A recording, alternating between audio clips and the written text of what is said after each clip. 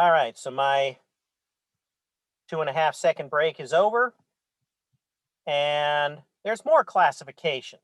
We also classify based on some of the major biological groups, the monocots versus the dicots. And I'm going to start with the monocots. These include the grasses and some other plants like lilies, Easter lilies. Easter's coming up in not too long from now. And so the Easter lilies are an example of a flowering monocot that has very showy flowers. Grasses, bamboo, they don't have showy flowers. They do have flowers. Corn, that's another monocot. All of the grains like wheat and rye and oats, more monocots. So what do they have? They have a single seed leaf, not truly a leaf.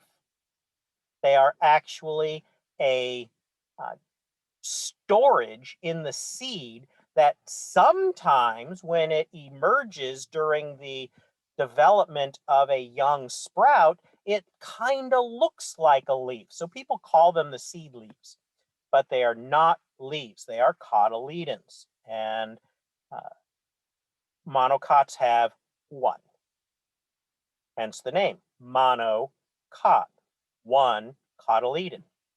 They also have parallel leaf veins, meaning the leaf veins are all parallel. So think about corn. Think about grasses. They have these longer, narrower leaves that have the veins all running lengthwise down the leaf. At least the major veins are.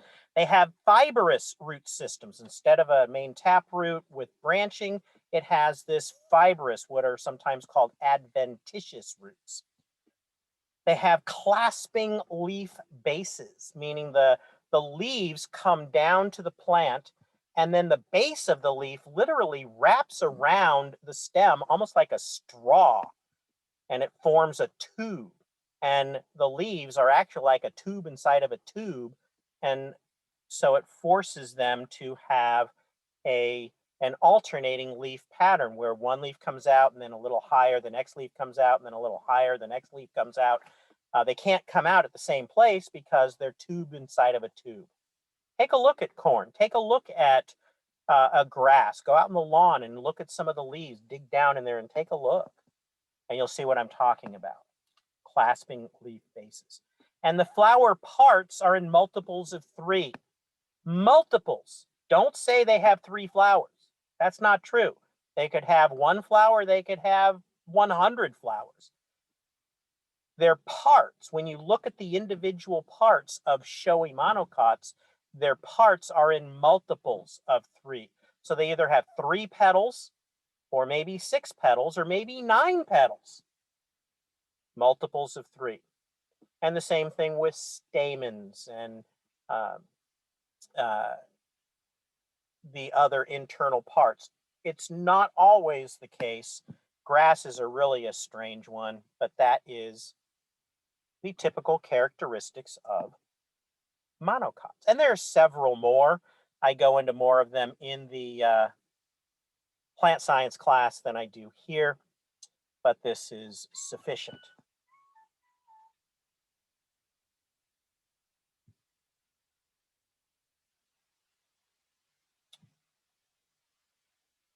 Dicots. So dicots have 2 seed leaves, or more accurately, 2 cotyledons. Di, 2, cot, cotyledons.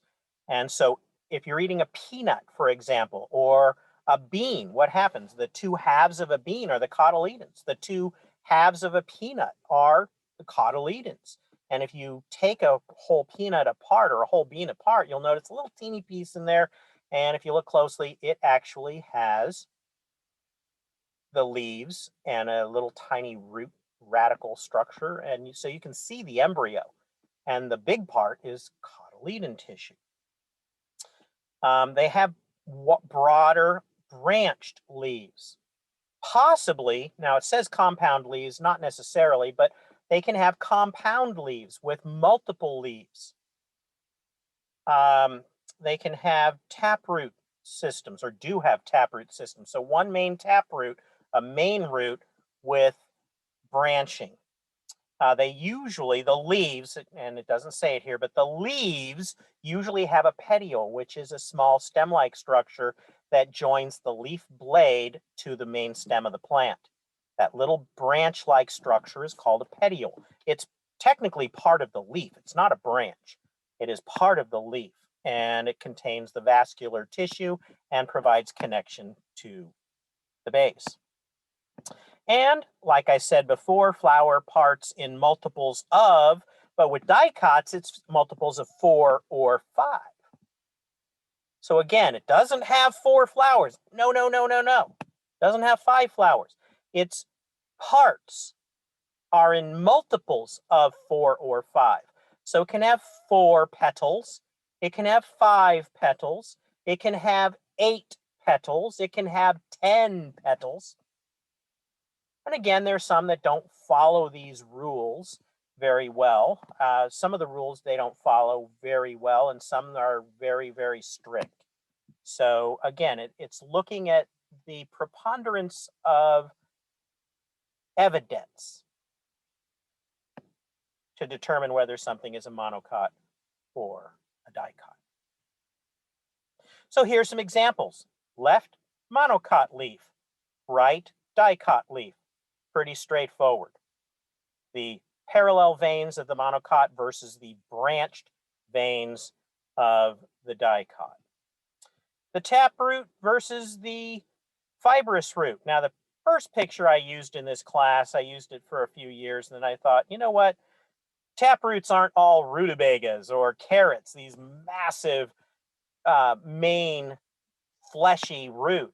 They can also be a thin taproot. They're still more bold, thicker, and sturdier than the branches, but taproots typically look like the picture on the right, not the rutabaga that you see with the dicot on the left, versus the fibrous roots that form very differently on the grasses and other monocots. The clasping leaf base versus the petiole. This is the tube within a tube that I described, where the leaf blade comes down and then wraps around the stem, forming a tube. And every single leaf going up is inside of the previous one. Clasping leaf bases versus a petiole, the branch-like structure that's technically part of the leaf. Here's the blade, there's the petiole, and the petiole provides the vascular tissue that goes to the leaf as well as the connection to the branch. Flower parts in multiples of 3, flower parts in multiples of 4 or 5. Now here they just show 3 or 5 in the pictures, but it can be multiples of, so there are some monocots that it might be 6 or 9. So those are just some examples. Now in vegetables and most practical uses of the Latin plant taxonomy, we're not worried too much about kingdom. We know they're plants. We're not worried about division or phylum, classes, and orders. Our real concern, the grouping that we see as practical in plants, is the family and below. So we look at families of plants. Now in insects, you'll find out it's a little different. In insects, we look at the orders and below. So there's 32-ish insect orders, depending on which book you're reading and what argument which taxonomist has won that year. But it's about 32, 31 orders of insects. And we talk about these orders very, very usefully because they're a great grouping. We're dealing with beetles, which is an order. We're dealing with moths and butterflies, which is another order. But in plants, it's a little too high. They're a little too dissimilar or non-related, and it's helpful to look one step down from the order when we're talking about plants. And we're most interested in family, genus, species, and the varieties that we're dealing with when we're growing our crops. Getting dark. Add a little light to this. Now, I'm not going to go into detail here, but there is a vegetable project. You're going to pick some specific crop species and possibly a disease of that crop, possibly irrigation practices of that crop, possibly fertilization practices, and find some research that is interesting to you. And so don't worry about by the next class meeting. Look in Canvas under assignments and be sure to check the date for your proposal for your vegetable project or your research project. All right. But it is largely based on this grouping. Once you find a crop, you need to know a little bit, what family is it? What is the genus and species? Hint, hint, you should know the genus and species name of your crop. And if you pick a disease or something or an insect as well, you should know that genus and species as well before the midterm. Hint, hint. Know what you're doing. So families to know, there's a separate handout. I'm going to go over that in a separate lecture video, but I will briefly talk about a couple of them here, such as Brassicaceae, the brassicas. Now you'll notice old, back in my day, when I was in college, there was different endings to the family names. And so there were some that ended in the more agreed upon ending ACA. Plant family ends in ACA, ACEAE, ACA. And some of them didn't. And several important ones in agriculture didn't. And so I think it was probably an effort that started in the 80s. Maybe, well, it probably started well before that, but I think it gained traction in the 80s, and many of the names were changed so that they now all end in ACA. But we still have to deal with the crucifery because the name is still out there in the literature and people still talk about the crucifers. The crucifers are the Brassicaceae family. And so people talk about them, and they've got other common names like the cole crops. That's an old timer's name, but it's still out there. What are the cole crops? The brassicas. Things like broccoli, cauliflower, cabbage, kale, mustards, etc. Another important one, Asteraceae. We're kind of a lettuce producing area, right? Lettuce was number one for a long, long, long time. And if you combine all types of lettuce, it's still number one in this valley. If you separate out the different types, the crisp head lettuce versus the romaine lettuce versus the other leaf lettuces, well, strawberry might be number one depending on the year you're looking at. But lettuce is huge. What family is lettuce in? The Asteraceae family. Aster. What does aster mean? Kind of sounds like estrella, doesn't it? Aster. Esther. Estrella. Well, it means star.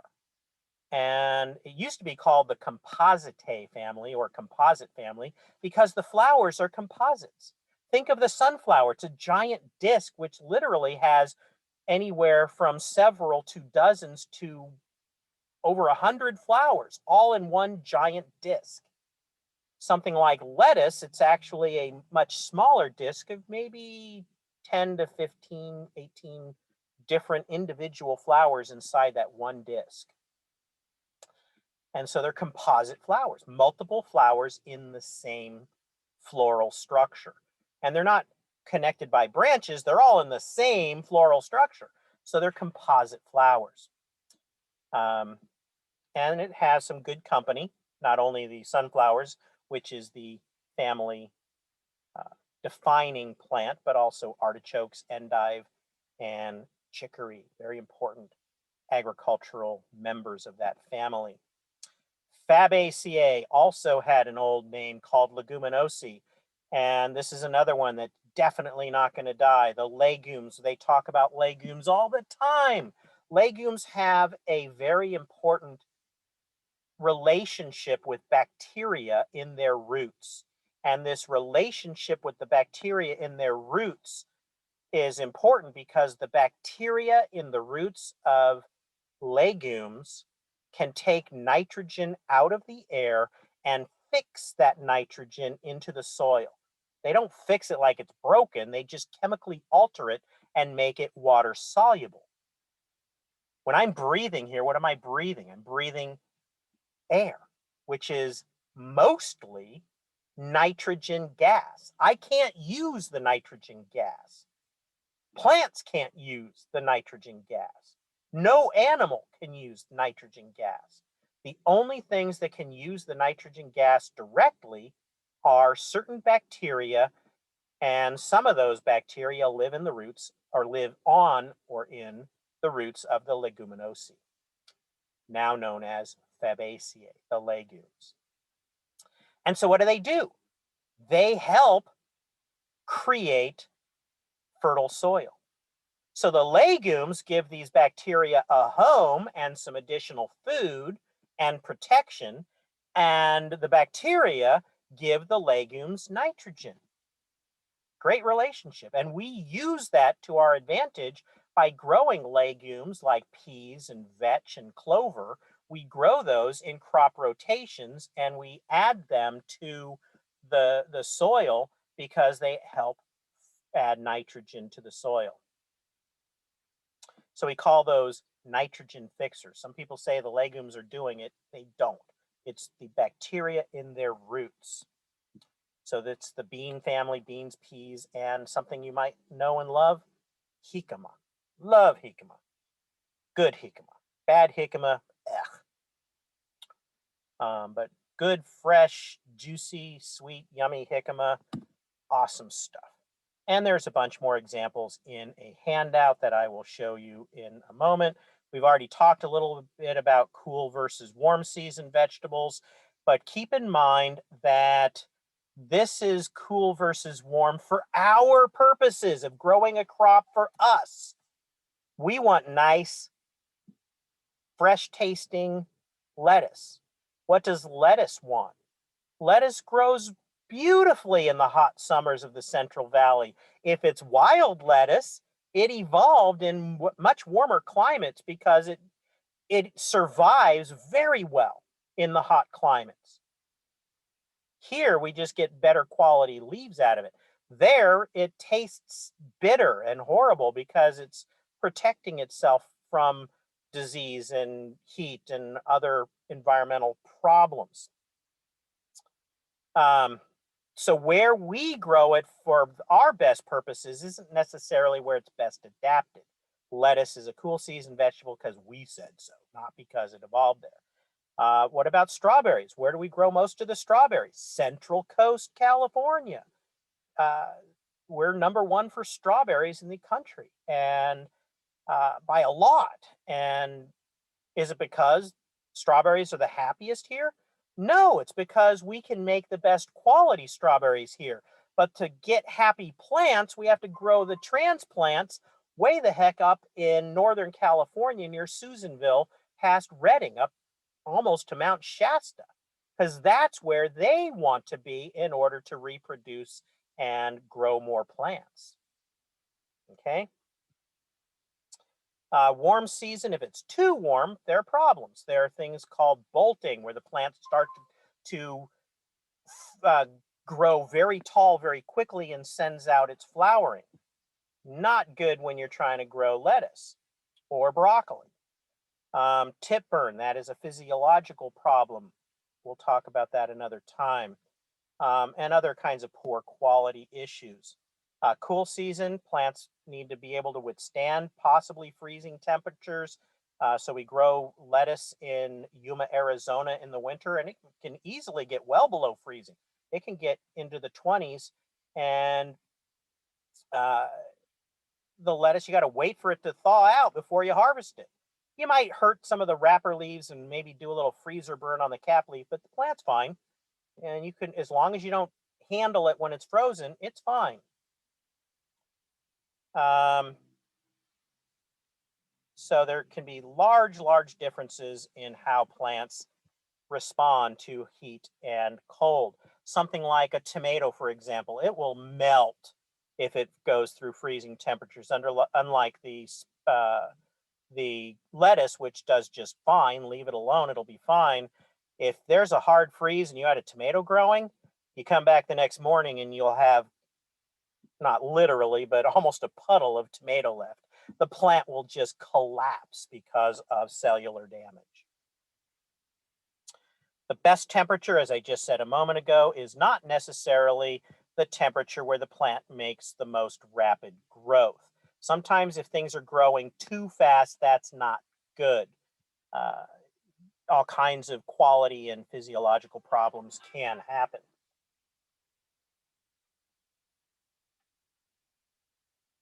And I'm going to take another quick break.